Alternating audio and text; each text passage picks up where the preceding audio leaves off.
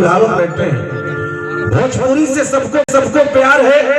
भोजपुरी भाषा आज झारखंड में, हमारे बिहार के लोग झारखंड को अपना घर बना लिया। ये हमारी भोजपुरी है। शिव समीर के बसंती अंगूरी, पुरुष के सगुन सुहागिन के चूरी, ऐसा ही सुभद्र हमारी भाषा भोजपुरी। न्याय गतिलीन है, सहजे प्रवीण है, हिंदी के माजिल बहीन है। दिल से कहब तो सुनब जरूरी, बाहरे भोजपुरिया बाहरे भोजपुरी। और भोजपुरी के सबसे सुंदर गायक नौजवान जितने ताली बजा रहे हैं, गोलू राजा ने अपने गीत से आपके दिल का इलाज किया।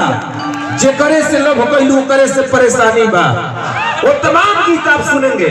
और हमारे गार्जियन सब कोई बैठे हैं, तो आइए प्यारे भाई गोलू राजा जी को मैं आमंत्रित कर रहा हूँ। और समस्त कलाकार आप लोग आए, उपाध्याय परिवार भी, इसके लिए आप सभी को भी प्रणाम, धन्यवाद। धन्यवाद। जीवन में आज ले हम घबराई नहीं थी, बाकी आज घबरा गए। इतने कलाकार थे सही है। और जो भी कलाकार आए हैं, ये डांस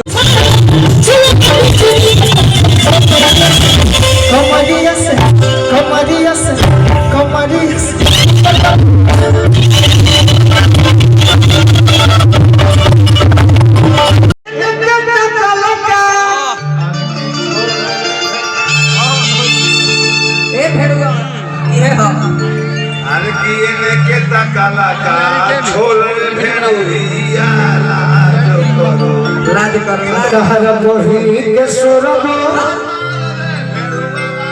कहर बहिनी के सोरब, इनका पहला कहानी है,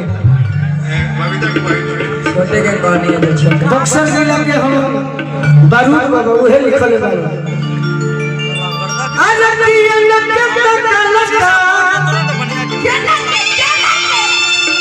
अरे छोड़ी नया बबनी, अरे खाली नहीं